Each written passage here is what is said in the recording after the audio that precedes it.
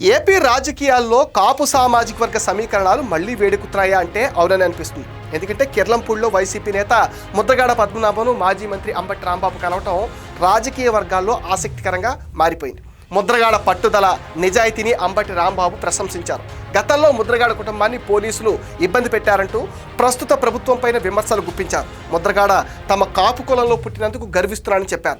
తనపై ఎన్ని కేసులు పెట్టినా, ఎన్ని ఇబ్బందులకు గురి చేసినా వెనక్కి తగ్గేదే లేదని, తన కంఠంలో ప్రాణం ఉన్నంత వరకు పోరాడుతూనే ఉంటానని అంబటి రాంబాబు స్పష్టం చేశారు. రాజమండ్రి జైల్లో పెట్టినప్పుడు పోలీసులు తనను చిత్రహింసలు పెట్టారని, అర్ధరాత్రి వేళ ఇబ్బందులకు గురి చేశారని ఆరోపించారు. బెయిల్ వచ్చిన తర్వాత కూడా మళ్లీ కేసులు పెట్టారని ఆయన మండిపడ్డారు. ముఖ్యమంత్రి చంద్రబాబు, మంత్రి నారా లోకేష్ను వదిలిపెట్టేదే లేదని వార్నింగ్లు ఇచ్చారు. తన పార్టీ, తన కులంతో కలిసి దేన్నైనా ఎదుర్కోవడానికి సిద్ధంగా ఉన్నామంటూ చెప్పుకొచ్చారు. నా బలం, నా ధైర్యం జగనే అంటూ సినిమా టైప్ డైలాగులు చెప్పారు అంబటి రాంబాబు. జైలు నుంచి బయటకు వస్తూ వెళ్ళొస్తానన్నారట. అదేంటి అని పోలీసులు అడిగితే, మీరు మళ్లీ కేసులు పెడతారు, నన్ను మళ్లీ రాజమండ్రి సెంట్రల్ జైలుకి తీసుకొస్తారంటూ తన భవిష్యత్తు గురించి ముందే ఊహించారు. ఈ డైలాగ్స్ సోషల్ మీడియాలో వైరల్ అయిపోయాయి. తన ఇమేజ్ పెంచుకోవడానికే అంబటి రాంబాబు ఇలా రెచ్చగొట్టేలా మాట్లాడుతున్నారనే విమర్శలు కూడా ఇప్పుడు వెల్లువెత్తుతున్నాయి.